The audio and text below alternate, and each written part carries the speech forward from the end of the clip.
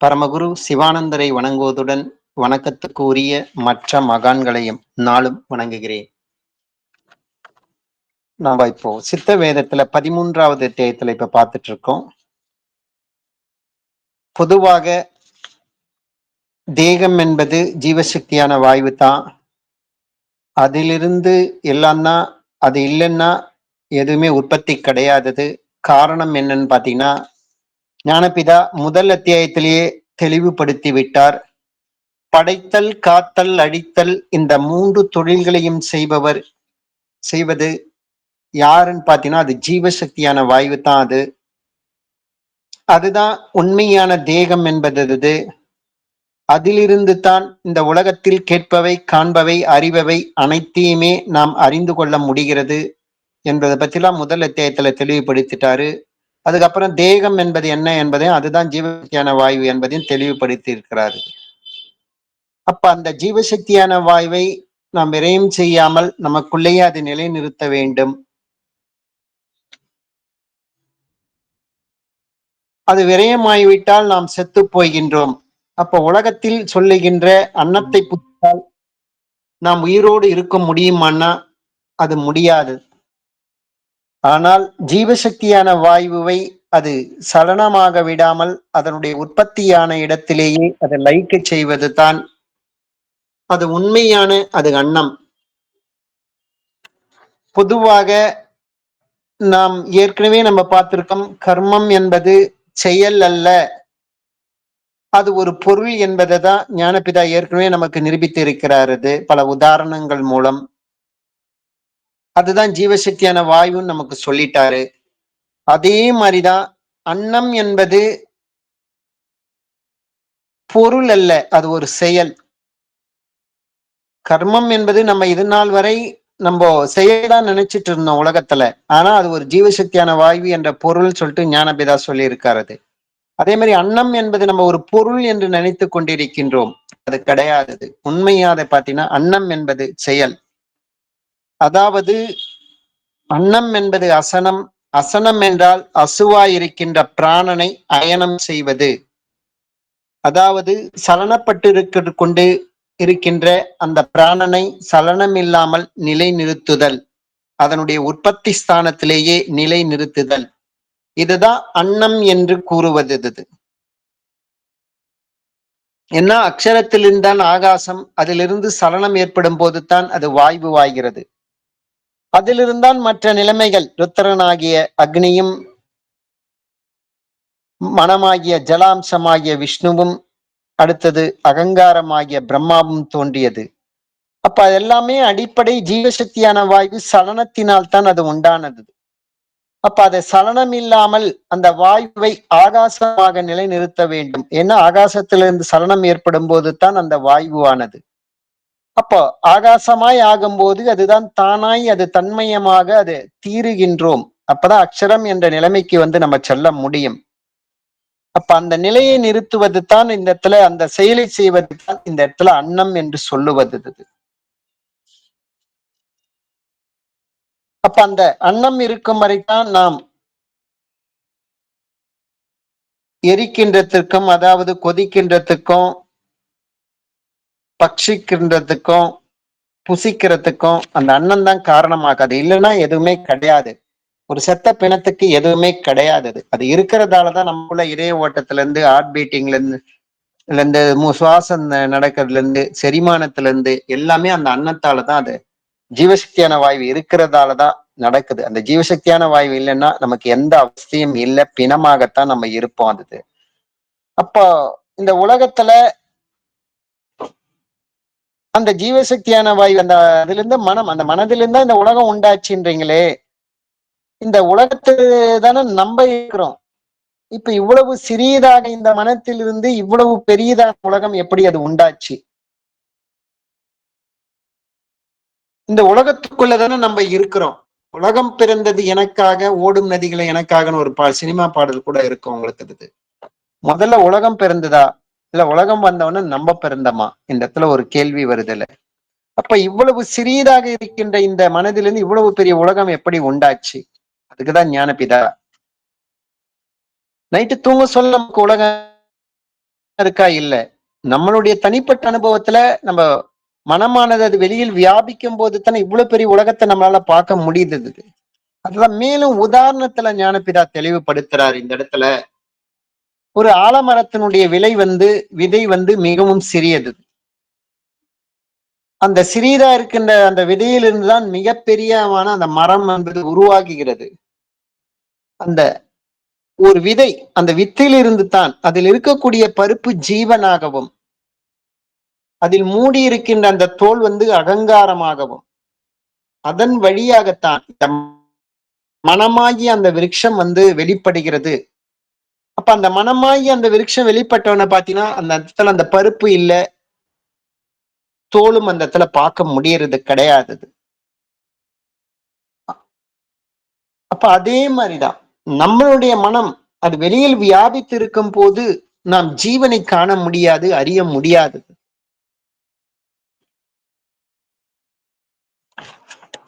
அந்த ஆலமரத்துல பாத்தீங்கன்னா அது காய் உண்டாகிறது, பூக்கிறது, காய் உண்டாகிறது. அது எப்படின்ற முறையில் ஞானப்பிதா இந்த இடத்துல நமக்கு கேள்விப்பட்டாய். ஒரு இடத்துல எந்த இடத்துல சுக்கிலம், ஸ்ரோனிதம், ஜீவசக்தியான வாழ்வு ஒன்று சேருகிறதோ அந்த இடத்துல ஒரு ஜீவன் உண்டாகும் என்பதை 2வது அத்தியாயத்துல ஞானப்பிதா தெளிவுபடுத்துகிறார். அப்ப அந்த ஆலமரத்தினுடைய 2 இலைகளுக்கு நடுவில் அந்த இலைகள் கூட பாத்தீங்கன்னா ஒரு சிகப்பு நிறத்துல இருக்கும். அந்த துளிர் இலைகள் எல்லாம் பாத்தீங்கன்னா அது அந்த மரத்துல அந்த இலைகளை காம்புகளை உடைச்சா அதுல பால் வரும் உங்களுக்கு. அதுதான் அதுக்கு சுக்கிலம் என்ன, அந்த மரத்தினுடைய சுக்கிலம். அப்புறம் ரத்த வர்ண கரை என்பது அதுதான் அந்த சிகப்பு நிறம். அந்த 2 இலைகளுக்கு நடுப்புறதா அதுல வாய்வு சேரும் போது தான் அந்த இடத்துல ஒரு பூ உண்டாகிறது, அதன் மூலமாக காய் உண்டாகிறது, அந்த காயிலிருந்து விதை உண்டாகிறது, அதில் அந்த விதை மூலமாக அநேக மரங்கள் என்பது முளைக்கிறது. அப்ப உண்டான எல்லா மரங்களுமே, எல்லா விதைகளுமே, எல்லா பூக்களுமே காய்கள் ஆகிறது இல்ல, நிறைய கீழே விழுந்து போகுது. எல்லா காய்களுமே கனி ஆகிறது இல்ல, அதில் நிறைய விதைகள் இருக்குது. எல்லா விதைகளுமே திரும்பி முளைப்பது கிடையாது. அதுலயும் குறிப்பிட்ட பகுதி என்பது சேதம் என்பது ஏற்படத்தான் செய்கிறது.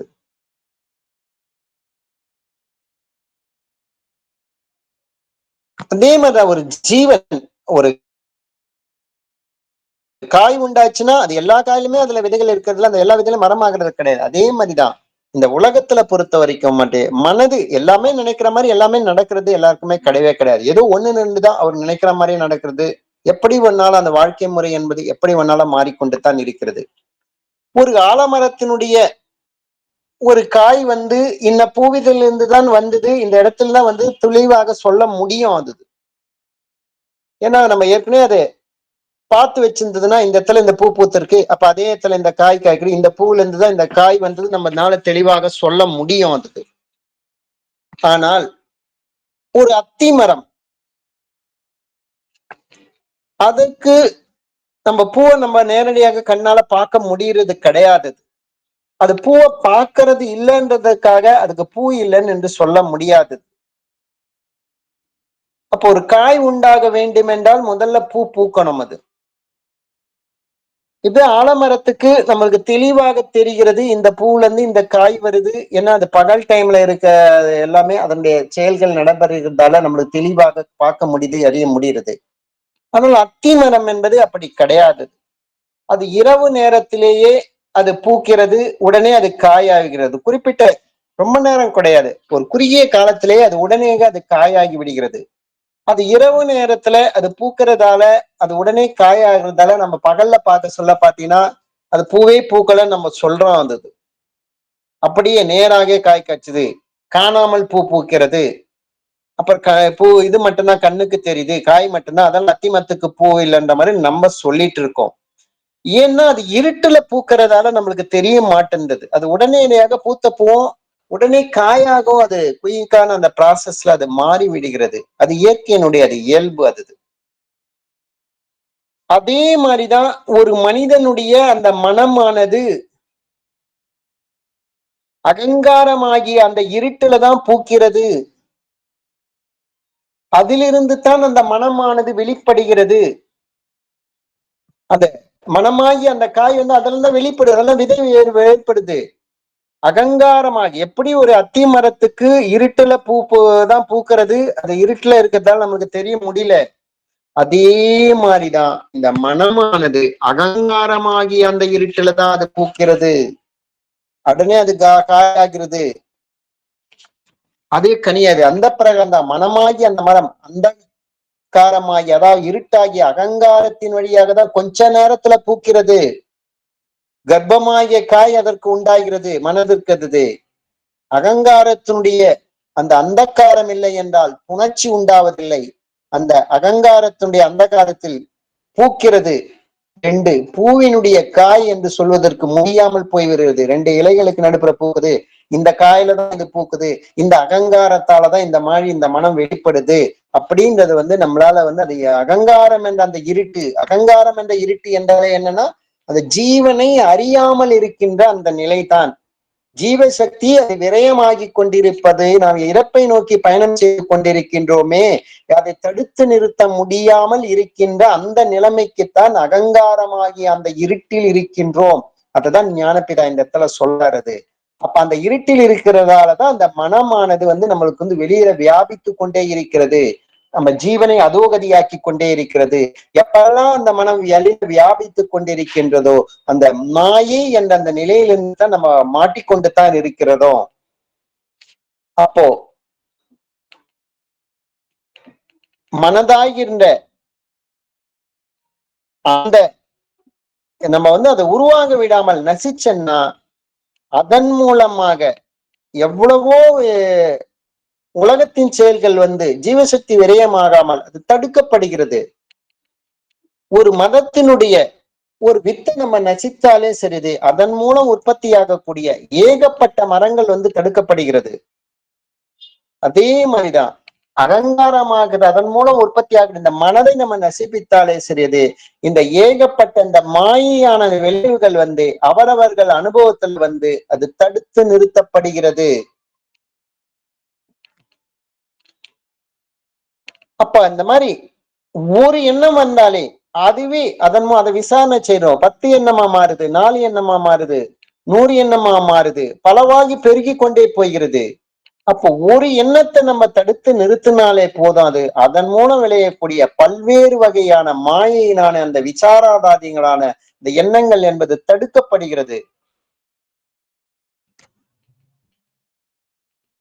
ஆனால் அந்த எண்ணங்கள் மூலமாகத்தான் அது பல வகையாக அந்த ஜீவசக்தியான வாயினுடைய அந்த சலனத்தின் மூலமாகத்தான்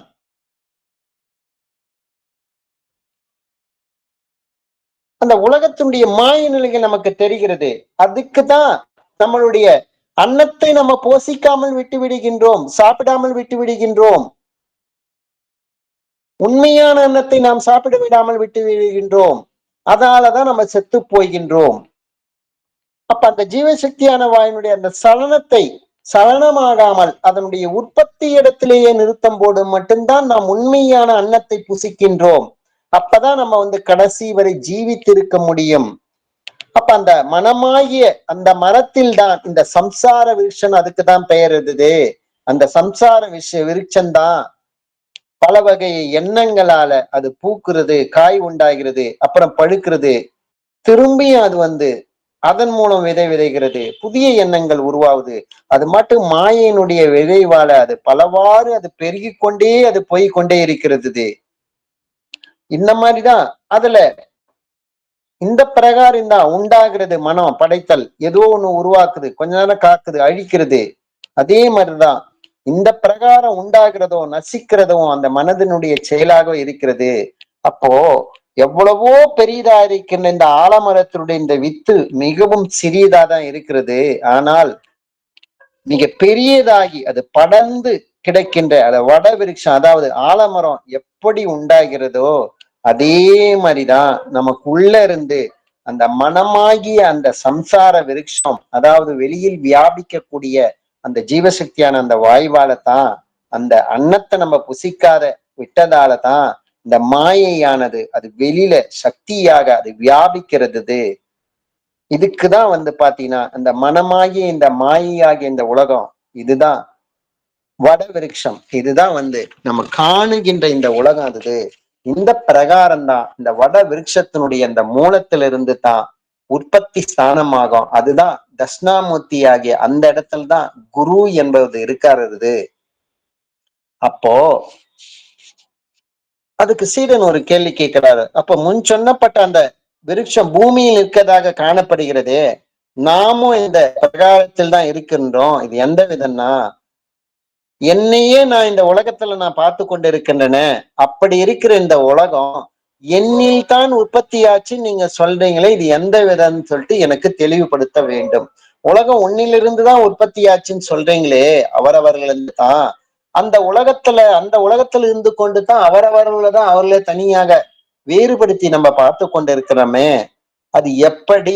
இத கொஞ்சம் தெளிவுபடுத்துங்கள் அப்படின்னு சொல்லிட்டு சீடன் கேட்கிறார். அதுக்கு ஞானபிதா சொல்றாரு, உலகம் என்பது உம்மிலிருந்து தான் உண்டாச்சது. அது எந்த விதம்னா, ஒரு பாத்திரம் அதுல நிறைய கொஞ்சம் நெருப்பு இட்டு, அதுல தணலிட்டு, அதுல புகை உண்டாக்க செய்து, அதுல எரியக்கூடிய பல பொருட்களை அதுல போட்டு, அந்த பாத்திரத்துல புகை நிரம்பும் போது அந்த பாத்திரத்தினுடைய வாயை நம்ம மூடி கட்டி, ஒரு மேல் மாடி உள்ள ஒரு வீட்டுள்ள ஒரு விசாலமான ஒரு அறையில வச்சேன்னா, அந்த அந்த பாத்திரத்தை வச்சுனா அந்த பாத்திரத்துக்குள்ள அந்த புகை வெளியே வருமானா, அது ஏன்னா மூடி வாயை கட்டி வச்சிருக்கோம், அதெல்லாம் புகை வெளியில வர்றது கிடையாது. அப்ப அந்த புகைய அந்த பாத்திரத்துல அடங்கி அந்த பாத்திர வாயை மூடி கட்டியதால பாத்தீங்கன்னா, அந்த பாத்திரத்துக்குள்ளதான் அந்த புகை என்பது இருக்கிறது. அந்த அறையினுடைய அந்த ஜன்னல்களையும் கதவுகளையும் நல்லா மூடிட்டு, அந்த பாத்திரத்துல வாயினுடைய அந்த கட்டி இருந்த அந்த கட்டை அவுத்து விட்டேன்னா, அப்ப என்ன ஆகுதுன்னா, அந்த பாத்திரத்துல இருக்கிற அந்த புகை வெளியில ஃபுல்லா பரவிடுது. அப்ப அந்த புகையா இருக்கிற அப்ப பாத்தீங்கன்னா அந்த அறை முழுவதுமே புகையாகத்தான் இருக்கிறது. அப்போ முதல்ல உண்மையில புகை பாத்திரத்துக்குள்ள இருந்ததா, இல்ல அந்த அறைக்குள்ள இருந்ததான்னு பாத்தீங்கன்னா பாத்திரத்துக்குள்ளதான் இருந்தது. ஆனா அறை முழுவதும் அது பரவிச்சது. ஆனா முதல்ல எங்க அந்த பாத்திரத்துக்குள்ளதானே உண்மையில் புகை பாத்திரத்தில் இருக்கிறதா, அல்லது பாத்திரத்தில் புகைந்து இருக்கிறதா, புகை இருக்கிறதா? அப்போ அறைக்குள்ள அந்த பாத்திரம் இருக்கா, அந்த புகைக்குள்ள அந்த பாத்திரம் இருக்கா, பாத்திரத்துக்குள்ள புகை இருந்ததா? முதல்ல பாத்திரத்துக்குள்ளதான் புகை இருந்தது. அதுக்கப்புறம் அந்த புகைக்குள்ள அந்த வாயை திறந்து விட்டோம்னா அந்த அறை முழுவதும் பரவணும் பாத்தீங்கன்னா, பாத்திரத்துக்குள்ளதான் இப்போ அந்த புகைக்குள்ளதான் அந்த பாத்திரம் இருக்கிற மாதிரி நமக்கு தோணுது. அப்ப அதே மாதிரிதான் அது நமக்குள்ள இருந்துதான் அந்த மனமானது உண்டாச்சது. நம்ம நைட்டு தூங்க சொல்ல நமக்கு உலகம் என்கின்ற ஒரு அவஸ்தை கிடையாது. நம்ம தூங்கி எழுந்த உடனேதான் நமக்குள்ள இருந்துதான் அவரவருடைய உலகம் என்பது உண்டாச்சு. ஆனா அந்த உலகத்திலிருந்து நம்ம தான் நம்மளே தனியா பார்த்து கொண்டிருக்கின்றோம். எப்படி அந்த பாத்திரத்துக்குள்ள இருந்த புகை அரகுமுல்லா பரவி அப்புறம் அந்த புகைக்குள்ள பாத்திரம் இருக்கிற மாதிரி தெரியுதோ, அப்போ நமக்குள்ள இருந்துதான் அந்த உலகம் என்கின்ற ஒரு நிலைமை, ஒரு அவஸ்தை, அவருடைய ஜீவசக்தியான வாயு வெளியில வந்ததாலதான் அது நடந்தது. ஆனா அதுக்கு அப்புறம் பாத்தீங்கன்னா அந்த உலகத்துக்குள்ளதான் நம்புற மாதிரி நம்மளுக்கு ஒரு நிலை ஏற்படுகிறது. அப்ப பாத்திரத்தில் இருந்த அந்த புகைய வெளியில விடாம அதனுடைய வாயை மூடி கட்டிய போது அதில் தானே அடங்கியும். எப்ப அந்த பாத்திரத்துடைய வாய் மூடி கட்டியதை அவிழ்த்து அந்த புகையில் வெளியில் பரவியதோ, அப்ப அந்த அறை முழுவதும் அது நிறைந்து பாத்திரத்தினுள் 4 பக்கங்களும் அடியிலையும் மேலையும் கீழையும் பரவி புகைக்குள் பாத்திரம் இருக்கிறதாக நமக்கு தோன்றல் செய்து, உண்மையில புகையிலிருந்துதான் அந்த பாத்திரத்தில் ஆகும். அந்த பாத்திரத்தில் புகை இல்லாது இருந்தால் வெளியில அது பரவத்துக்கு இல்லை. இதே பிரகாரம் தான் நம்மில் இருக்கின்ற அந்த மனமாகி அந்த புகையாகி அது வெளியில பரவி அந்த மனமாகிற அந்த புகையில் தான் நாம் இருப்பதாக தோன்றுகிறது. அப்ப புகையில் வெளியில பரவி புகையில் பாத்திரம் இருப்பதாக தோன்றுகிறதால நம்மிலிருந்து அந்த வெளியில பரவிய அந்த மனமாகிய புகையில நாம் இருக்கிறதால தான் இந்த உலகத்துக்குள்ள நாம் இருப்பதாக நமக்கு தோன்றுகிறது. அப்போ அந்த புகை எங்கிருந்து உற்பத்தி ஆச்சுன்னு பாச்சுன்னா அக்னியிலிருந்து தான் உற்பத்தி ஆச்சு. அந்த அக்னி இல்லைன்னா அந்த இடத்துல புகை உண்டாகிறதுக்கு வாய்ப்பு கிடையாது. அதே போலதான் மனமாகிற அந்த புகையானது ஜீவனாயிருக்கின்ற அக்னியிலிருந்து தான் அது உண்டாச்சது. அது ஜீவனாயிருக்கிற அந்த அக்னியிலிருந்து தான் அது உண்டாச்சுது. அப்ப ஜீவனாகிய அக்னி இல்லைன்னா அந்த இடத்துல மனமாகி அந்த இடத்துல புகை என்பது அந்த இடத்துல கிடையாதது. அப்போ நாம் இல்லை என்னால் நமக்கு அந்த உலகம் என்ற ஒரு அவஸ்தை கிடையாதது. அதுவும் இல்லாம தூங்குகின்ற அந்த சமயத்துல நாம் உலகத்தை பார்க்கறது கிடையாது. அது காரணம் என்னன்னு பாத்தீங்கன்னா, நம்ம புகையாகி அந்த வியாபித்திருக்கிற அந்த மனமானது நமக்குள்ள அடங்கி இருக்கிறது. அந்த டைம்ல எப்ப நம்ம அந்த தூக்கம் விழிக்கும் சமயத்துல பாத்திரத்துல இருந்து புகை வெளியில் வந்தது போல நமக்குள்ள இருந்து அந்த மனதினுடைய சக்தி அது வெளியுள்ளில் அது பரவி இருக்கிறதால அந்த தூக்கம் விழித்த உடனே இந்த உலகத்துல எல்லா நிலைமைகளும் ஒரே சமயத்துல நம்மளால பார்க்க முடியறதுல முறையாக ஒன்று ஒன்றாக அந்த உலகத்தினுடைய அவஸ்தை நமக்குள்ள அது ஏற்படுகிறது. அப்போ வெளியில் இறங்கி அந்த சஞ்சரிக்கந்தோறும் அதிகமாக நாம் ஒவ்வொன்றாக கண்டு கொண்டிருக்கோம். அப்ப ஜீவசக்தியான வாய் வெளியில எந்த அளவுக்கு வியாபித்து கொண்டிருக்கிறோம், அப்பதான் ஒண்ணு ஒன்னாக நம்ம பார்க்கக்கூடிய அந்த சூழ்நிலை ஏற்படுது. இந்த மாதிரி சஞ்சரிப்பதன் நிலையில தண்ணியிலிருந்து அந்த நேரத்தில் தான் அந்த தானா இருக்கின்ற அந்த ஜீவன் மனமாகி அது புகையாகி அபானனாகி அது வெளியுள்ளில் போய் கடைசியில தீர்ந்து போய் அந்த பாத்திரம் காலி ஆயிடுது. அந்த உள்ள அந்த புகையை சுத்தமா காலி ஆயிடுது. அந்த பாத்திரம் இந்த ஜடம் வீழ்ந்து போய்கிறது. அப்ப அந்த பாத்திரத்துக்குள்ள நெருப்பு இல்லை, எல்லா புகையும் காலி ஆயிடுச்சுன்னா வெறும் பாத்திரம் மாத்திரம் இருக்கிற மாதிரி அந்த உடம்புக்குள்ள அந்த ஜீவன் என்பது கொஞ்சம் கொஞ்சமாக அது புகையாகி புகையாகி அது வெளியில போயிடுச்சுன்னா கடைசியில ஜீவன் இல்லாமல் போயிடுது. கட்சியில இந்த ஜடமாகி இந்த பாத்திரம் மட்டும்தான் அந்த பிணமாகத்தான் அது இருக்கும். அது அப்போ அந்த பாத்திரத்தின் அந்த பாத்திரத்தை கட்ட அவுத்து ஃபுல்லா தந்துட்டுன்னா கொஞ்ச நேரம் புகைய போகுது, அப்புறம் நெருப்பு அழிஞ்சிட போகுது, கட்சியில பார்த்து வெறும் பாத்திரம் மட்டும்தான் இருக்க போகுது. அதே மாதிரிதான் நம்மளுடைய அந்த மனதை நம்ம வெளியில ஃபுல்லா சஞ்சரிக்க விட்டுட்டோம்னா அது முழுக்க முழுக்க முழுக்க அந்த ஜீவன் அதுல இருந்து வெளியில போயிட்டு கடைசியில பார்த்தீங்கன்னா ஜீவனே இல்லாமல் இந்த வெற்று பாத்திரம் போல இந்த ஜடமாகிய இந்த உடம்பு மட்டும்தான் மீறி இருக்கிறது இந்த இடத்துல வருது. அப்ப அதுக்குதான் இதே மாதிரிதான் தண்ணியில் இருக்கின்ற அந்த ஜீவன் அந்த மனதாகிற அந்த புகையாகி அது வெளி உள்ள போய் தீரும் போதுதான் தீர்ந்து போகுது. அதுக்குதான் நம்ம செத்து போனோம்னு சொல்றது. அதாவது சத்து நமக்குள்ள இருக்கக்கூடிய அந்த சத்து முழுவதுமாக நம்மை விட்டு அது விலகி போயிடுச்சுன்னு. இந்த மாதிரிதான் இந்த ஜடமாகி இந்த பாத்திரத்துல சத்தாகி அந்த ஜீவன் மனதாயிருக்கின்ற அந்த புகையாகி அது வெளியில போய் தீர்ந்து போகிறது. அப்பதான் நான் தீர்ந்து போகிறது. அப்போதான் நம்ம செத்து போகிறோம் அப்படின்னு சொல்கின்ற ஒரு நிலைமை. அப்ப அதுக்குதான் நம்மளுடைய அந்த ஜீவசக்தியான வாழ்வை நாம் எப்போது முழுமையாக நமக்குள்ள தக்க வைத்து கொள்கிறோமோ அப்பதான் அதை அதனுடைய உற்பத்தி ஸ்தானத்திலேயே அசைய விடாமல் நாம் நிலைநிறுத்துகின்றோமோ அப்பதான் நம்ம உண்மையான அன்னத்தை அப்பதான் உண்மையாக சாப்பிடுகிறோம். அந்த அன்னத்தால தான் இந்த ஜீவனானது காப்பாற்றப்படுகிறது என்பதுதான் இந்த அத்தியாயத்துல ஞானபிதா நமக்கு விளக்கமாக சொல்லி இருக்கிறார். அப்ப அது ஞானபிதா கூறிய மாதிரி அது நம்ம தொடர்ந்து இந்த சித்த வேத படித்தல் இதை பத்தி புரிந்து கொள்வதும் நடவடிக்கை கிரமங்களுக்குரிய ஒத்த வாழ்க்கை வாழ்தலும் கூடவே தினசரி நமக்குள்ள உபஜீவனத்துக்காக நாம் நம்மளுடைய செயல்களை செய்யும் போதும் சரிது நம்மளுடைய அந்த ஜீவனை விரயம் செய்யாமல் நம்ம முழுமையாக நமக்குள்ளேயே அது காப்பாற்றி கொள்ள வேண்டும். அப்பதான் நம்ம முழுமையாக அன்னத்தை பூசித்ததுக்கு சமம். அப்பதான் நமக்கு அந்த கைவல்யம் அந்த நிலை ஏற்படும் என்பதுதான் இந்த அத்தியாயத்துல ஞானபிதா நமக்கு தெளிவுபடுத்தி இருக்கிறாரு. நாளைக்கு தொடர்ந்து நாங்க 14வது அத்தியாயத்துல பயணிப்போம். அனைவருக்கும் ஆத்ம நமஸ்காரம்.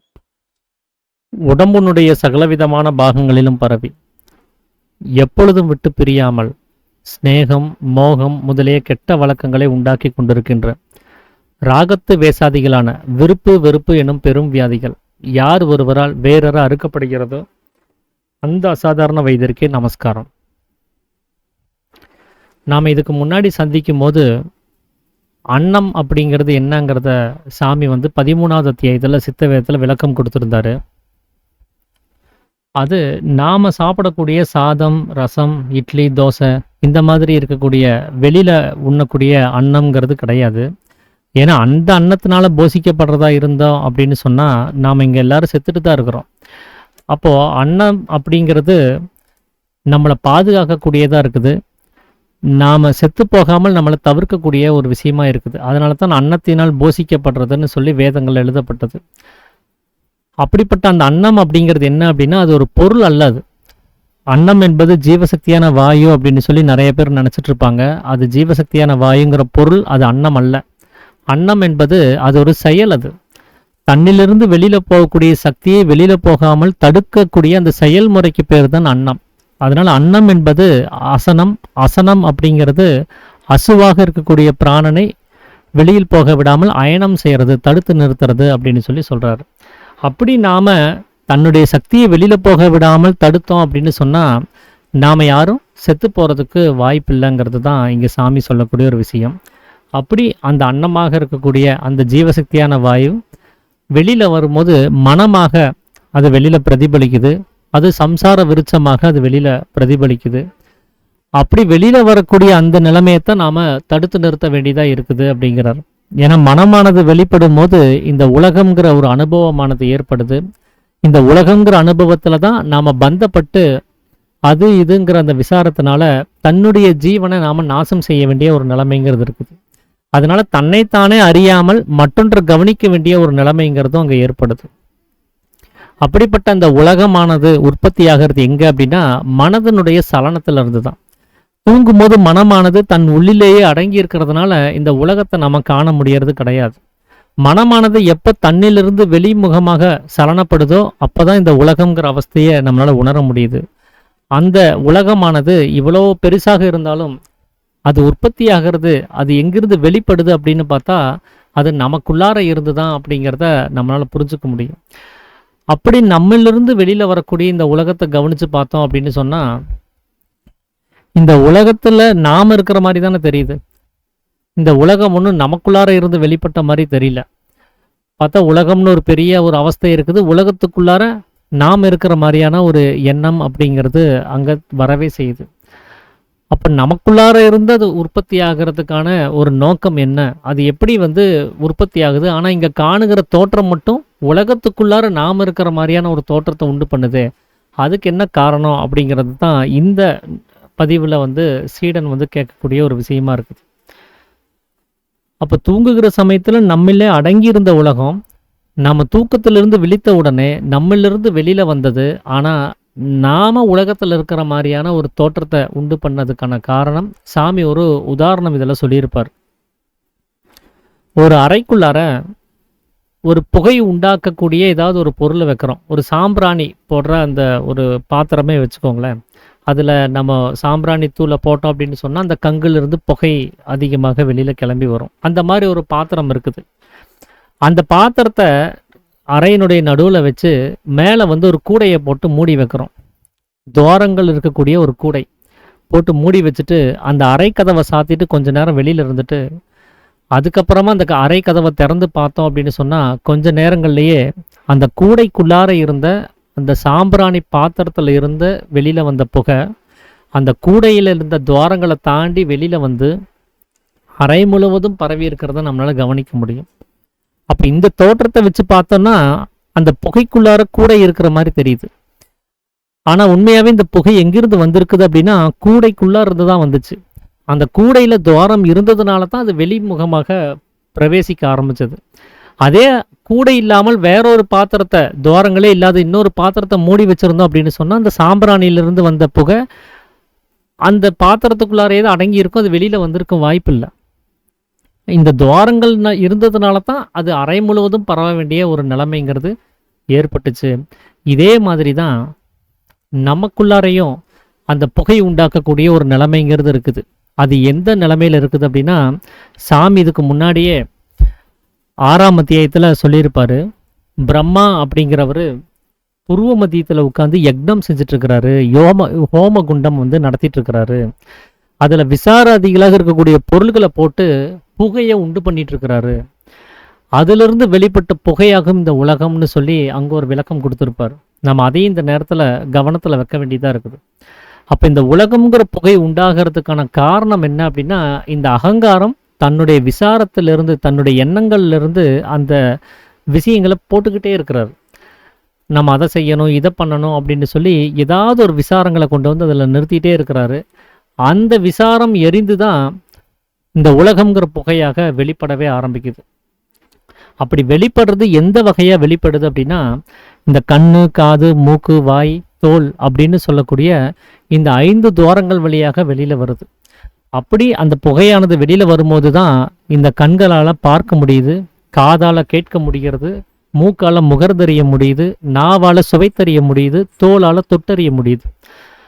அப்போ இந்த உலகம்ங்கிற ஒரு அவஸ்தைய நாம் அனுபவிக்கிறதுக்கு இந்த அவயங்கள் ஒரு காரணமாக இருந்தாலும் கூட, இந்த அவயங்கள் அதனுடைய அறிவுகள் அடையறதுக்கு கூட, இப்போ பார்த்தறியறதுக்கு கூட கண்கள்னால முடியாது தான்.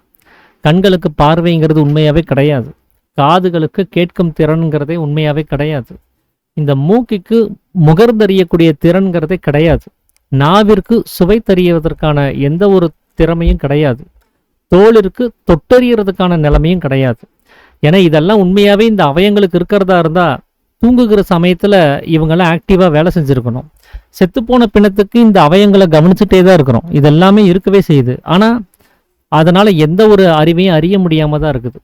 அப்போ இந்த அவயங்கள் எல்லாம் என்னவாக இருக்குது அப்படின்னா, கதவு ஜன்னல்களாக இருக்குது. நாம ஒரு வீட்டில் இருந்து ஒரு ஜன்னல் வழியாக வெளியில இருக்கக்கூடிய விஷயங்களை பார்க்கிறோம் அப்படின்னா, அந்த காட்சியை காமிக்கக்கூடிய ஒரு ஜன்னலாக இந்த கண்கள் இருக்குது. ஆனா இந்த ஜன்னலால வெளியில் இருக்கிற விஷயத்தை பார்க்க முடியாது இல்லையா? ஆனா ஜன்னல் வழியாக உள்ள இருந்து வேற யாராவது பார்க்க முடியும். அந்த மாதிரி தான் மனமானது இந்த கண்ணை ஜன்னலாக பயன்படுத்தி காட்சிகளை பார்க்குது. மனமானது இந்த காதை ஜன்னலாக பயன்படுத்தி கேட்கிற வேலைகளை செய்யுது. மனமானது இந்த மூக்கை ஜன்னலாக பயன்படுத்தி அது முகர்ந்தறிகிற வேலையை செய்யுது. அதே மனமானது இந்த நாவை ஜன்னலாக பயன்படுத்தி சுவைத்தறியக்கூடிய வேலையை செய்யுது. அப்போ மனமானது பயன்படலை, அது இதன் மூலமாக வெளியிலையும் உள்ளாரையும் செயல்படலை அப்படின்னு சொன்னால் இந்த அவயங்களுக்கு யாதொரு அறிவும் உண்டாகிறது கிடையாது. அப்போ இந்த அவயங்கள் தான் இங்கே துவாரங்களாக இருக்கக்கூடியது. அந்த கூடையில் இருந்த துவாரங்கள் அப்படிங்கிறது இந்த கண்ணு, காது, மூக்கு, வாய், தோல் அப்படிங்கிற அந்த அவயங்கள் தான். இந்த அவயங்களானது இதன் வழியாக மனமானது பிரவேசிக்கலை அப்படின்னு சொன்னால் நமக்கு அந்த நம்மில் உண்டான புகையானது நம்மிலே அடங்கி இருந்திருக்கும்.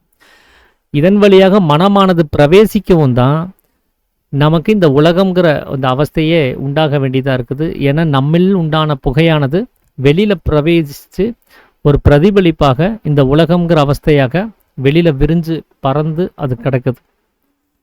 அப்போ நாம் இந்த கண்ணு, காது, மூக்கு, வாய், தோல் அப்படிங்கிற அந்த அவயங்களெல்லாம் மூடிட்டோம் அப்படின்னு சொன்னால் இது சரியாயிருமா அப்படின்னு கேட்டால், இந்த மனதிற்கு இந்த அவயங்கள் இல்லாமலும் கூட இயங்க முடியும். தூக்க சமயத்தில் பாருங்கள், கனவு காணுது. இந்த உலகத்தில் நடந்த எத்தனையோ சங்கதிகளை நினச்சி பார்த்துட்டு தான் இருக்குது. அப்போவும் அந்த மனம் தன்னுடைய காட்சிகளை விஸ்தாரம் செஞ்சுக்கிட்டே தான் இருக்குது. அப்போ இந்த புலன்களை நம்ம அடக்கிறதுனால மாத்திரமே இந்த மனதை நாம் உள்நிலைப்படுத்திட முடியாது. அதை தாண்டி மனதிற்கே அந்த ஜாக்கிரதை நிலைமை வேணும். தான் எதுக்காக வெளியில் போகிறோங்கிற அந்த உணர்வு அந்த மனதிற்கு தெரிய வரணும். அப்போ மனமாக விருப்பப்பட்டு அது வெளியில் போகாமல் உள்ளில் அடங்கக்கூடிய ஒரு நிர்பந்தம் ஏற்படும் போது தான் இந்த அவயங்கள் திறந்திருந்தாலும் கூட பிரயோஜனம் இல்லாமல் ஆயிரும். நம்ம நிஷ்டையில் கண்களை திறந்தபடி வச்சு தான் ஜபம் பண்ணுறோம். மனமானது அந்த பிரம்மரந்திரத்தில் போய் தொட்டுக்கிட்டு ஜீவனோட சேர்ந்துருச்சு அப்படின்னு சொன்னால் அந்த சமயத்தில் நமக்கு கண்கள் திறந்திருந்தாலும் வெளியில் இருக்கக்கூடிய அவஸ்தைகளை கவனிக்க முடியாது. காது திறந்து தான் இருக்கும், வெளியில் இருக்கிற அவஸ்தைகளை கேட்க முடியாது. மூக்கு திறந்து தான் இருக்கும், வெளியில் இருக்கக்கூடிய அவஸ்தைகளை முகர்தறிய முடியாது. இப்படி மனமானது அந்த உள்நிலை பயணத்துக்குள்ளார போகும்போது தான் இதெல்லாம் பாசிபிலிட்டி ஆகுது. அப்படி அந்த மனமாக வெளிப்படக்கூடிய அந்த புகையானது இந்த துவாரங்கள் வழியாக வெளியில் போகக்கூடாது அப்படின்னா இந்த மனமானது எதன் காரணமாக வெளியில் போகுதுங்கிறத நாம் ஆலோசனை செஞ்சு பார்க்கணும். எதுக்காக மனம் வெளியில் போய் இந்த உலகத்தை உண்டு பண்ணணும்? எதுக்காக இந்த மனமானது இந்த புலன்களை யூஸ் பண்ணி வெளியில் இருக்கிற அறிவுகளை அறியணும்? அப்படின்னா ஆனந்தம் அப்படின்னு சொல்லக்கூடிய ஒரே விஷயத்துக்காக தான். அது செயல்படக்கூடிய எல்லா செயல்கள்லையுமே அது ஆதாரமாக அது எதிர்பார்க்கக்கூடிய ஒரே விஷயம் ஆனந்தம். இந்த ஒரு வேலை செஞ்சால் ஆனந்தம் கிடைக்குமா, அந்த வேலையை செஞ்சால் ஆனந்தம் கிடைக்குமா, இதை எதிர்பார்த்து தான் அது ஒவ்வொரு வேலையும் செஞ்சுட்டே இருக்குது. நாம் அந்த மனதிற்கு எதிர்பார்க்கக்கூடிய அந்த ஆனந்தத்தை உள்நிலையிலே கொடுக்க முடியும் அப்படின்னா அது வெளிப்பட வேண்டிய அவசியமே ஏற்படாது.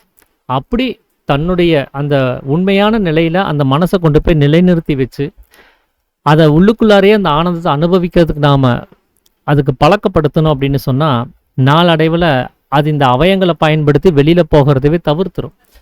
அப்போ நமக்கு அந்த துவாரங்கள் அவசியம்ங்கிறது தேவைப்படாது. அப்போது நம்மிலிருந்து உண்டான புகை நம்மிலே இருக்க வேண்டிய ஒரு விஷயங்கிறது ஏற்படும். அப்படி தான் இதுக்கு முன்னாடி இருந்த ரிஷிமார்கள் எல்லாருமே தனக்குள்ளார இருந்தே எல்லா விஷயத்தையும் தெரிஞ்சுக்கிட்டு இருந்தாங்க. வானியல் சாஸ்திரங்களை கண்டுபிடிச்சாங்க. உடம்புல இருக்கக்கூடிய ஒவ்வொரு உடல் உறுப்புகளினுடைய பயன்பாட்டையும் அதனால கிடைக்கக்கூடிய அந்த செயல்பாட்டில் இருக்கக்கூடிய மாற்றங்களையும் கவனிச்சுக்கிட்டே இருந்தாங்க. இங்கே இருந்துக்கிட்டு அந்த செவுத்துக்கு அந்த பக்கம் இருக்கக்கூடிய அந்த விஷயங்களை கூட அவங்களால சொல்ல முடியும். அதனால தான் சாமி பிரகாசத்திற்கு யாதொரு தடையும் இல்லை அப்படின்னு சொல்லுவார்.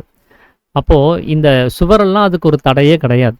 தனக்குள்ளார பிரகாசம் ஏற்பட்டுருச்சுன்னு சொன்னால் அதைய எந்த ஒரு பொருள்னாலையும் அந்த பிரகாசத்தை தடை செய்ய முடியாது. அவர் எல்லாவற்றையும் அறிந்திருக்கக்கூடிய சர்வ வக்னனாக இருக்க முடியுங்கிறது தான் சாமியினுடைய ஒரு நிலைமையாக இருக்குது.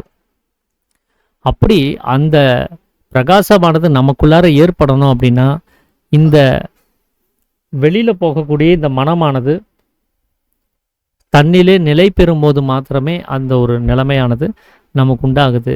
அதனால் இந்த ஜீவனாக இருக்கக்கூடிய அந்த அக்னியிலிருந்து மனமாக வெளியில் போகக்கூடிய அந்த புகையானது அங்கே வெளிப்படலை அப்படின்னு சொன்னால் நமக்கு உலகங்கிற ஒரு அவசியம் கிடையாது. தூங்கும்போது நம்மளுடைய நிலைமை என்னவாக இருந்ததோ அந்த நிலைமையிலே தூங்காத சமயத்திலே நம்மளால் இருக்க முடியும்.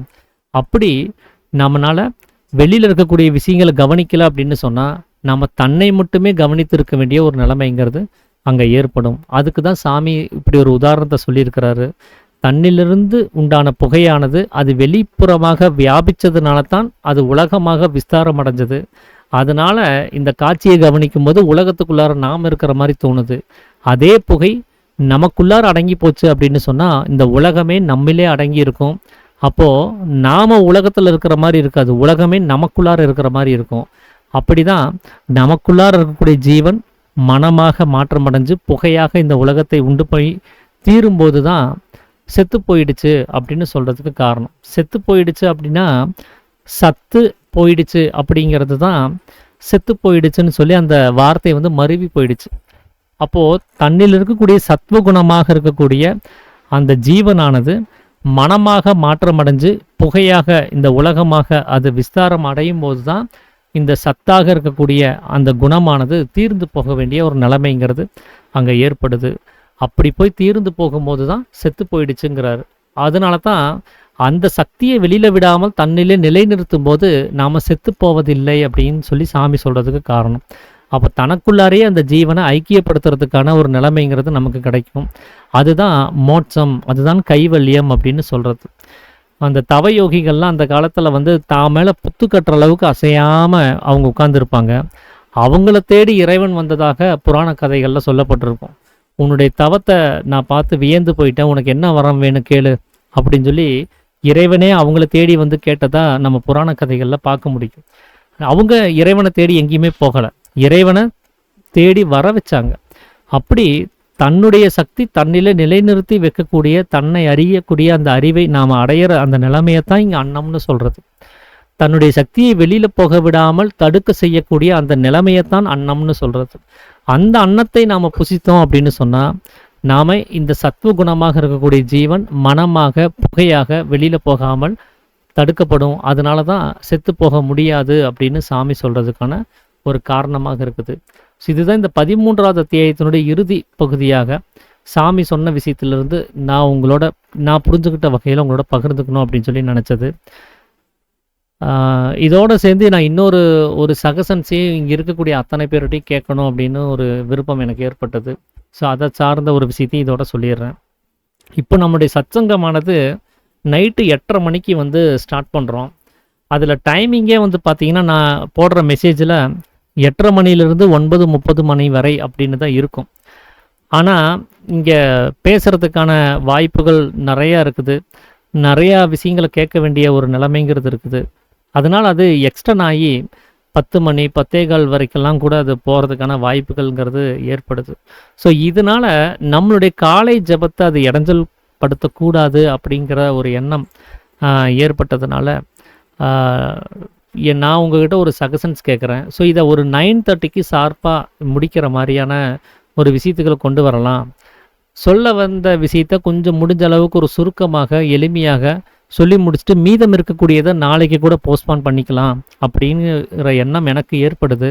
ஸோ அது சார்ந்த ஒரு சஜஷன்ஸ தான் உங்களோட கேட்குறேன். ஒரு 9:30க்கு இத ஷார்ப்பா க்ளோஸ் பண்றது எல்லாத்துக்கும் ஒரு சௌரியமா இருக்கும்னு நெனைக்கிறேன்.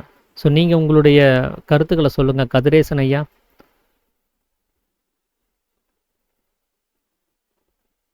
சேகர் ஐயா, தாமோதரன் ஐயா, சுப்பிரமணிய ஐயா ஐயா. இப்போ 8:30 மணிலேருந்து 9:30 மணி வரைக்கும் 1 மணி நேரம் மட்டும் இந்த சச்சங்கத்த நம்ம நடத்திட்டு அத ஸ்டாப் பண்ணிரலாமா எக்ஸாக்ட்டா?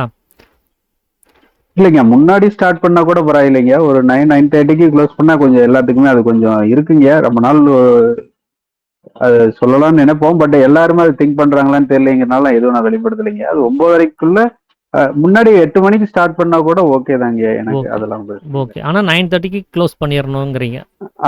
9:30 க்ளோஸ் பண்ணா கொஞ்சம் நமக்கு மார்னிங் கொஞ்சம் சிரமப்பட்டு தான் ஓகே. எல்லாருமே ஏன்னா இருக்குங்க. ஓகேங்க. சேகர் ஐயா, தாமோதரன் ஐயா, சுப்பிரமணிய ஐயா.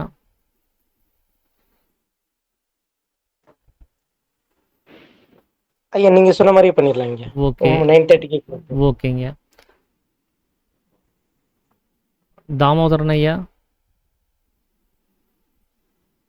திருஞானம் ஐயா, சண்முக சுந்தரம் ஐயா. ஐயா சொல்லுங்கய்யா சுப்பிரமணியம் ஐயா. ஐயா அந்த கருத்தை வரவேற்கிறேங்க. சந்தோஷம். 9:30 ஷார்ப்பா முடிக்கலாங்கிறது சந்தோஷம் தாங்க. ஓகேங்க. ஐயா நீங்க சொன்ன மாதிரியே செஞ்சிடலாங்க ஐயா. ஓகேங்க. ஆத்மஸ்தானம் ஐயா. சேகர் ஐயா, ஐயா இப்போ 8:30 இன்னும் கொஞ்சம் ஏர்லியா ஸ்டார்ட் பண்ண முடியாதா? பண்ணலாம். அதுக்கான சகசன்சி சேர்த்து தான் நான் கேட்குறேன். அது எப்படி என்ன ஏதுன்னு. ஒரு 8:15 இல்ல 8 அது மாதிரி ஏதோ பண்ணலாம். ஓகே சரிங்க. வேற யாராவது? இப்ப என்னன்னா ஆ நம்ம கொஸ்டின்ஸ் கேட்கும்போது விளக்கம் கொடுக்கும்போது அது ஒரு டைம் நிறைய ஆயிடுது. ஓகேங்க. ஆனா கொஞ்சம் சீக்கிரம் ஸ்டார்ட் பண்ணா நல்லா இருக்கும்னு நினைக்கிறேன். சரிங்க. வேற வசந்தி அம்மா, நிர்மலாம்மா. ஐயா ஒன்றும் பிரச்சனை இல்லையா, நம்ம 8 to 8:15 ஸ்டார்ட் பண்ணிடலாம். ஓகே 9:30 க்ளோஸ் பண்றது வெல் அண்ட் குட் தான். பட் சம்டைம்ஸ் வந்து நம்ம எக்ஸ்டெண்ட் பண்ண வேண்டிய நிலைமை வர்றதுனால ஒரு 10 to 15 minutes பண்ணிக்கலாம் ஐயா. ஓகே. பட் 10 o'clock பெட்டுக்கு போற மாதிரி நம்ம பார்த்துக்கணும். ஓகே ஓகேங்கம்மா. ஓகே. எஸ்வி முருகன் ஐயா, துரைகுரு ஐயா. ஐயா ஆத்மாவளம் ஐயா, நீங்க 8 மணிக்கு பண்ணி 9:30 முடிச்சுக்கலாம் ஐயா. ஓகே ஓகேங்க. துரைகுரு ஐயா. நல்ல விஷயம் தான்.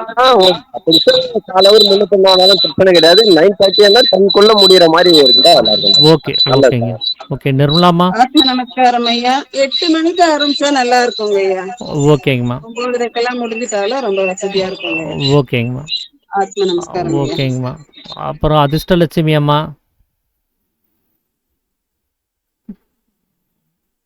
அப்புறம் வேற யார் இன்னும் சொல்லாம இருக்காங்க? அப்புறம் எஸ்கேஎல் ஃபைன் ஃபினிஷ் கார்மெண்ட்ஸ். உங்களுடைய பேர் எனக்கு மறந்துருச்சுங்கய்யா. ஆனா இதுதான் எனக்கு உமாசங்கர் ஐயா. ஞாபகத்துல. உமாசங்கர். ஓகே ஓகேங்க. ஐயா நீங்க சொல்ற மாதிரி பண்ணுங்க ஐயா. ஓகே நல்லா வசதியா இருக்குங்க. ஓகே. ஆத்ம நமஸ்காரம் ஐயா. நமஸ்காரம். இப்போ 8 மணிக்கு நம்ம ஆரம்பிக்கிறதா இருந்தால் எத்தனை பேர் வருவீங்க? நீங்கள் ஹேண்ட் ரைஸ் மட்டும் பண்ணுங்கள். எத்தனை பேர்னால வர முடியும்? 8 மணிக்கு இதை ஸ்டார்ட் பண்ணுறோம் அப்படின்னு சொன்னால் எத்தனை பேர்னால வர முடியும்? ஹேண்ட் ரைஸ் மட்டும் பண்ணுங்கள்.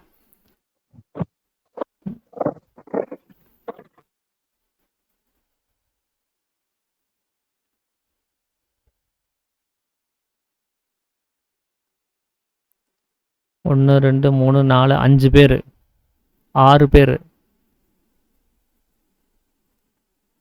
ஓகே. இப்போ மீதி இருக்கிறவங்கனால வந்து அந்த போர்ஷன்ஸை வந்து கலந்துக்க முடியாமல் போயிடும். இன்னொன்று இப்போ இங்கே பேசுகிறதுக்கு வந்து பார்த்திங்கன்னா நிறையா விஷயங்களை நம்ம பேசுகிறத விட சுருக்கமாக பேசினாலே இங்கே இப்போது 3 பேர் தான் பேசுகிறோம். அப்படி 3 பேர் பேசுகிற சமயத்தில் சுருக்க பேசணும் அப்படின்னு சொன்னாலே அது 1 மணி நேரத்தில் சாத்தியமாயிரும். ஐயா ஜெகதீசன் ஐயா, பாலசுப்ரமணியம் ஐயா,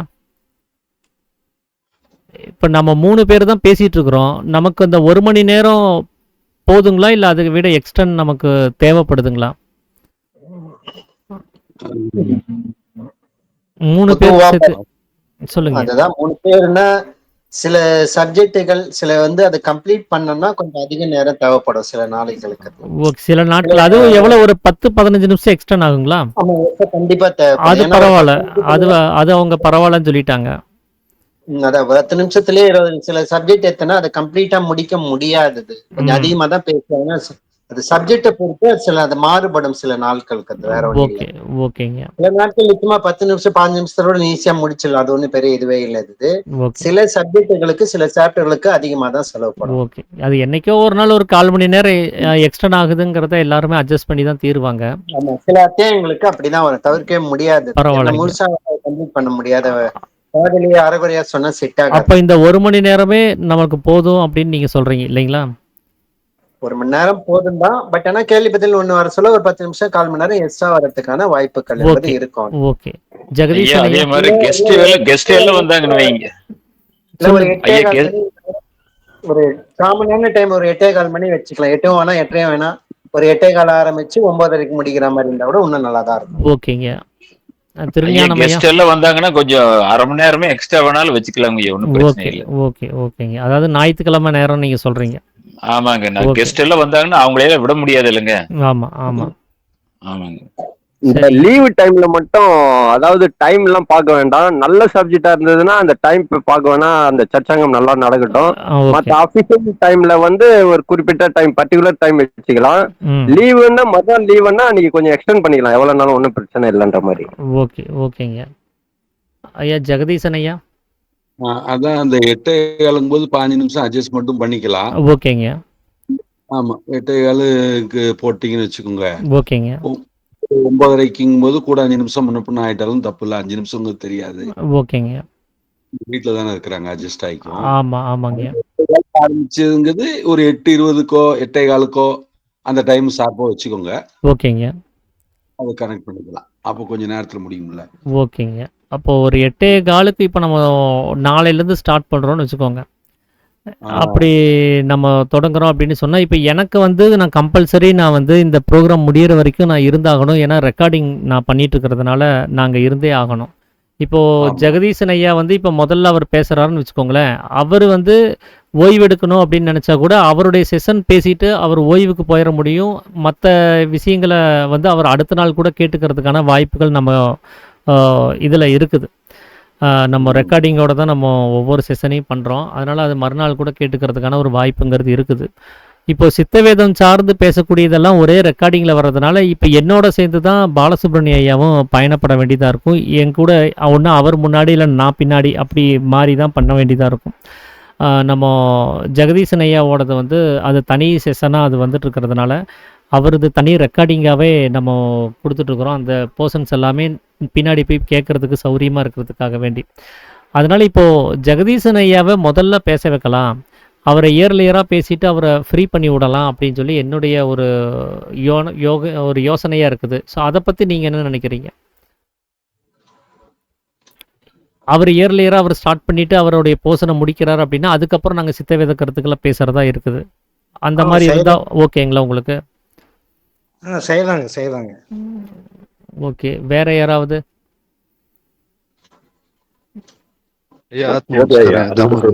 சொல்லுங்க. கேக்குதுங்க தாமோதரன் ஐயா. இந்த விஐபி ஸ்பீச் வருது இல்லையா? ஆமாங்க. அதை வந்து நம்ம அவங்களோட டைம் கன்வீனியன்ஸுக்கு ஏற்ற மாதிரி தான் நம்ம அனுசரிச்சு போக வேண்டியது வரும். ஆமாங்க. அதை வந்து நம்ம இதுல சேர்க்க வேண்டாம். சரிங்க. இப்போ ஜெகதீசன் ஐயா முதல்ல அவரோட இது சொல்லியிருக்கோம். வந்து இப்போ நம்ம சித்தவேதம் அத்தியாயம் தான் பார்க்க போறோம். ஆமாங்க. அது பேலன்ஸ் எவ்வளவு நேரம் இருக்கோ அதை அனுசரிச்சு நம்ம பண்ணிக்கலாம். ஓகேங்க. ஒரு கிளாஸ் வந்து ஒரு நாள்ல முடிக்கிறது 2 நாளா பண்ணி. ஆமா கரெக்ட் தாங்க. ஏன்னா கண்ட்ரோல் இருக்கு. ஒரு நாள்ல முடிக்கவும் பண்ணிக்கலாம், இல்ல அதே 2 நாளாவும் பண்ணிக்கலாம். சரிங்க. சந்தோஷங்க. அதிர்ஷ்டலட்சுமி அம்மா. ஆமாய்யா, ரெகுலரா அதான் ஒரே டைம்ங்கிற மாதிரி நான் மென்ஷன் பண்ண முடியாது. அதாவது அதோடைய கெஸ்ட் வர்றாங்க, நிறைய விஷயங்கள் நம்ம கூட பகிர்ந்துக்கிருவாங்க. நம்ம அத்தியாயம் வந்து எப்பயுமே ஒரே மாதிரி தான், நம்ம எப்பயுமே அதுக்குள்ளேயே இருக்கோம். ஆனா ஆமா. கெஸ்ட் சொல்லக்கூடிய வார்த்தைகளோ அவங்களுடைய அனுபவங்களோ ரொம்ப வித்தியாசமா இருக்கிறதுனால ம். அவங்களுடைய டைமையும் பார்க்கணும். ம். நமக்காக அவங்கள வற்புறுத்த முடியாது. ம். அதே மாதிரி ஒரு 1/4 மணி நேரம், 1/2 மணி நேரம் என்னைக்காவது இது ஆகுதுனாலும் அதை நம்ம பொருட்படுத்த வேண்டியது இல்லைங்கிறத நான் சொல்றேன்யா. கண்டிப்பாங்க. மன்னிச்சுக்கோங்க, இது செல்லு வேற மாத்துனதுனால இதுல உள்ள ஆப்ஷன் எனக்கு பண்ண முடியல. நீங்க கூப்பிட்ட பரவாயில்ல. உடனே என்னால பதில் தர முடியல. பரவாயில்லம்மா, மன்னிச்சுக்கோங்க. பரவாயில்லம்மா. ஆத்ம நமஸ்காரம். ஓகேங்கம்மா. இப்போ என்னை பொறுத்த வரைக்கும் என்னன்னா, நம்ம ஜெகதீசன் ஐயா வந்து கெஸ்ட் ரோல் தான் அவர். டெய்லியுமே நமக்காக கெஸ்ட்டாக வந்து சிறப்புரை ஆற்றக்கூடியவர். ஸோ அவரை நான் லாஸ்ட்டாக போட்டு அவர் அவசர அவசரமாக ஐயோ டைம் ஆயிடுச்சுன்னு சொல்லி அவர் அதை முடிக்கிற ஒரு நிர்பந்தத்தை ஏற்படுத்தக்கூடாதுன்னு தான் அவர் போர்ஷனை முன்னாடி வச்சிட்டோம் அப்படின்னு சொன்னால், அவர் ப்ரிப்பேர்டு பண்ணியிருக்கக்கூடிய, அவர் சொல்லணும்னு நினைக்கக்கூடிய எல்லா விஷயமும் இதில் பதிவுக்கு வரணும் அப்படிங்கிறதுக்காக தான் அவருக்கு அந்த டைம் ஸ்லாட்டை வந்து முன்னாடி கொடுத்தான். அவருடைய போர்ஷன்ஸ் ஃபுல்லாக கவர் ஆயிரும். இப்போ நாங்கள் 2 பேரும் வந்து ஒரே விஷயத்த திரும்ப திரும்ப நம்ம பேசிகிட்டே தான் இருக்கிறோம். 365 நாளும் கிட்டத்தட்ட 2-3 வருஷமாக ஒரே விஷயத்த தான் பேசிகிட்டே இருந்திருக்கிறோம். ஸோ எங்களுக்கு வந்து அவர்கிட்ட இருந்து புதுமையான விஷயங்கள் தேவைப்படுது. புது கருத்துக்கள், அவருடைய சொந்த விஷயங்கள்லேருந்து அவர் புரிஞ்சுக்கிட்ட அந்த அனுபவங்கள் எல்லாமே நமக்கு தேவைப்படுறதுனால, அது எந்த வகையிலையும் வந்து இந்த நேரம் கருதி அவரை வந்து ஷார்ட் பண்ணிடக்கூடாது, அதை நம்ம நிறுத்திடலாம் அப்படின்னு அவர் எண்ணத்துக்குள்ளே வந்துடக்கூடாதுங்கிறதுக்காக தான் அவருடைய ஸ்லாட்டை முன்னாடி கொடுத்துட்டோன்னா அவர் இண்டிபெண்ட்டாக அவர் சொல்ல வந்த விஷயத்த அவர் தொடர்ந்து கண்டினியூவாக சொல்லிடுவார். அப்படிங்கிறதுக்காக தான் இந்த டைம் ஸ்லாட்டை அவருக்கு முன்னாடி கொடுக்கலாம் அப்படின்னு நான் யோசித்தது. ஸோ இது உங்கள் எல்லாத்துக்கும் சம்மதமாக இருக்கும் அப்படிங்கிறத நான் நம்புகிறேன். ஜெகதீசன் ஐயா, உங்களுக்கு இதில் எந்த ஆட்சேபனையும் இல்லைங்கய்யா? பண்ணிக்கலாம். அப்படி ஏதாவது லேட் ஆகும் ஆமா. அப்படிங்கிறது சொல்லிடுறேன். நீங்கள் தகவல் கொடுத்துட்டீங்கன்னா நாங்கள் முன்னாடி வந்துடுவோம். அன்னைக்கு மட்டும் நீங்கள் பின்னாடி வந்து முடிச்சுக்கோங்க. மத்தியான டைமே சொல்லிடுறேன். சொல்லிடுங்க. சந்தோஷங்கய்யா, சந்தோஷம். ஐயா பல்கலைக்கழகத்தை முதல்ல விட்டுறலாங்களே, அப்பதான் நல்லா இருக்குங்கய்யா. சரிங்க, சந்தோஷம். ஸோ இதுதான் எல்லாத்துக்கிட்டையும் கேட்கணும்னு நினைச்சேன். வேற யாராவது ஏதாவது கருத்துக்கள் ஏதாவது சொல்லலாங்க? ஐயா இப்போ ஜெகதீசன் ஐயா வந்து எவ்வளவு நேரம் பேசுவாரு டைம்? ஒரு 1/2 hour பேசுவாருங்க. இப்போ எப்படின்னா, இப்போ 1 மணி நேரம் இப்போ ஸ்லாட்டாக மாற்றிட்டோம். இப்போ ஐயா வந்து 8:30க்கு ஸ்டார்ட் பண்ணுறாருன்னா 9 மணிக்கு முடிப்பார். ஆனால் இப்போ நீங்கள் வந்து 8:15 ஸ்டார்ட் பண்ணலாம் அப்படின்னு சொல்லியிருக்கிறீங்க இல்லைங்களா? அப்போ அவர் 8:45 9 மணிக்குள்ளே அவர் சொல்ல வந்த விஷயத்தை அவர் சொல்லிடுவாருங்க. 8:15 அவர் வந்து உள்ள என்ட்ரி ஆயிடுவார். 8:15 9 மணிக்குள்ளே அதிகபட்சம் அவர் அதை க்ளோஸ் பண்ணிவிட்டு சித்தவேதத்தை பேசுறதுக்கான வாய்ப்பை எனக்கும் பாலசுப்ரமணியாவுக்கும் 9 மணிக்கு அவர் கொடுத்துருவார். இப்போ ஐயா இப்போ கொஸ்டின் ஆன்சர் செஷன் ஒரு 10 நிமிஷம் வச்சுக்கலாமா? அதிகம் டைம் லிமிட் பண்ணிடுங்க. ஓகே. ஆனால் அது நீங்கள் இப்போ அவர் கேள்வி கேளுங்கன்னு சொல்கிறாங்க. அப்போ எல்லாரும் கேட்கணும். நம்ம அதுக்குன்னு ஒரு நேரத்தை நம்ம 1/4 மணி நேரம் ஒதுக்குறோம் அப்படின்னு சொன்னால், அந்த 1/4 மணி நேரம் சரியாக பயன்படுத்திக்கிறதுக்கு இங்கே எல்லாரும் தயாராக இருக்கணும். ஏதாவது ஒரு கேள்விகளை கேட்டிங்கன்னா தான் அந்த 1/4 மணி நேரம் சரியாக ஓடும். இல்லைன்னா அந்த 1/4 மணி நேரம் நம்ம சைலண்ட்டாக சும்மா உட்காந்துட்டு இருக்கணும். அதனால தான் இந்த கேள்வி பதில்கள்னு சொல்லிட்டு அதுக்கு தான் நாங்கள் டைம் ஸ்லாட் ஒதுக்காமல் இருக்கிறதுக்கு காரணம். அது ஒரு சில டைம் வருது, ஒரு சில டைம் யார்கிட்ட இருந்து வரமாட்டேங்குது. ஒரு 10 நிமிஷம் வைங்க ஃபர்ஸ்ட், அப்புறம் பார்த்துக்கலாம் எப்படின்னு. அப்போ ஒன்று பண்ணலாங்கய்யா. இப்போ 8:15 8:45 வரைக்கும் அவர் பேசுவாருங்க. 8:45 9 மணி வரைக்கும் கேள்வி பதில் செஷன். ஓகே. ஒருவேளை கேள்வி இல்லை அப்படின்னு சொன்னா அப்படியே பாலசுப்ரமணியா சித்தவேதம் ஸ்டார்ட் பண்ணிடுவார். அவ்வளவுதான், ஓவர். கரெக்ட். அதுக்கப்புறம் அது எவரோ இயர்லியரா முடிஞ்சாலும் நமக்கு சந்தோஷம் தான். அது நமக்கு எந்த வகையிலையும் அது பிரச்சனை வரப்போறது. அது லேட்டா முடியறத தான் இப்ப நம்ம இங்க யோசிக்க வேண்டியதா இருந்தது. ஐயா ஜெகதீசன் ஐயா, அப்ப 8:15 8:45 உங்களுடைய செஷன் எடுத்துக்கோங்கய்யா. அதுக்கப்புறம் ஒரு 1/4 மணி நேரம் நம்ம கேள்வி பதிலுக்காக வைப்போம். கேள்வி பதில் எதுவும் இல்லாத பட்சத்துல அது அப்படியே தொடர்ந்து சித்தவேதத்துக்கான நேரமா ஒதுக்கிட்டு இயர்லியரா முடிக்கிறதையும் கூட முடிச்சுக்கலாங்க. காலையில 10 மணிக்கு தான். இப்ப நானும் அதான் ஒரு பெல்ட் வாங்க. ஐயா பாலசுப்ரமணியம் ஐயா, உங்களுக்கு இது ஓகே தானே ஐயா? சரி, ஓகே தான். அப்போ நாளையில இருந்து நான் வந்து அந்த மெசேஜை வந்து 8:15 சொல்லி மாத்திடுறேன். சுப்பிரமணியம் ஐயா. ஐயா, என்னுடைய ஒரு சின்ன கருத்துங்க. சொல்லுங்க. அதாவது வந்து நீங்க இது நடத்துறது வந்து எவ்வளவு ஒரு வேல்யூபிளான இதுங்கிறத சித்த வித்தியாசத்தில் நாங்கள் அனைவரும் புரிந்து கொள்கிறோம். 1. 2வது, இது என்ன நம்ம டைம் லிமிட்டு முன்ன பின்ன செய்தாலும் கூட நாங்கள் ஃபுல் ஃப்ரீடம் வந்து நிர்வாகத்துக்கு take decision according to situation அப்படிங்கிற ஒரு கருத்து உங்களுக்கு கொடுத்துட்றோம். ஓகேங்க. 3வது பாயிண்ட், சித்த வித்தியார்களில் நாம் நீங்க அந்த கேள்வி கேட்க சொல்லும் பொழுது very short and clear and allowed, சுருக்கமா கேட்டு சுருக்கமா புரிஞ்சு நம்மகிட்ட வளவளன்னு இழுக்காம பாத்துக்கிறது எங்களுடைய தலையாய கடமை. ஓகேங்க, இவ்வளவுதாங்க நான் சொல்ல விரும்பிய கருத்துக்கள். சந்தோஷங்க. ஆத்து நமஸ்காரம். ஆத்து நமஸ்காரங்க. சரிங்க, அப்போ நாளையிலிருந்து பார்த்தீங்கன்னா இந்த சத்சங்கம் 8:15 தொடங்கும். நம்ம ஜெகதீசன் ஐயா அந்த ராமதீர்த்த விஜயம்ங்கிற பகுதியை அவர் ஸ்டார்ட் பண்ணிடுவார். அந்த பகுதியை தொடர்ந்து கேள்வி பதிலுக்கான ஒரு செஷனாக ஒரு 1/4 மணி நேரமோ இல்லை 10 நிமிஷமோ அங்கே கொடுக்கப்படும். அதில் யாருக்காவது ஏதாவது கேள்விகள் இருந்தால் நம்ம கேட்டு ஐயா கிட்ட கேட்டு தெரிஞ்சுக்கலாம். அதுக்கப்புறம் சித்தவேதம் ஸ்டார்ட் ஆகும். பாலசுப்ரமணிய பேசி முடிச்சதுக்கப்புறம் அப்புறம் நான் பேசி முடித்து அந்த பகுதியை முடிஞ்ச அளவுக்கு 9:30 அதிகபட்சம் 9:40 வரைக்கும் கூட ஆகாத அளவுக்கு நாங்கள் அதை பார்த்துக்க தான் போகிறோம். அது 9:30 தான் எங்களுடைய அந்த கோல். அதுக்குள்ளார அதை கிளியர் பண்ணுறதுக்கான வழிவகையை நாம் இதில் செஞ்சுக்கலாம். அப்போது நாளையிலேருந்து 8:15 9:30 மணி வரைக்கும் இந்த சத்சங்கம்ங்கிறத நான் மெசேஜில் நான் மாற்றிக்கிறேன். நாளைக்கு நம்ம தொடர்ந்து 8:15 ஜெகதீசன் ஐயாவுடைய ஸ்பீச்சஸை நம்ம கேட்க தயாராகிடலாம். அப்போது நம்ம இந்த செஷனை நிறைவு பண்ணிக்கலாங்களா? இப்போதைக்கு இந்த சித்த வேத செக்ஷனை நிறைவு பண்ணிவிட்டு ஐயாவுக்கு வாய்ப்பு கொடுத்துடலாமா? கொடுத்துடலாங்க ப்ளீஸ்.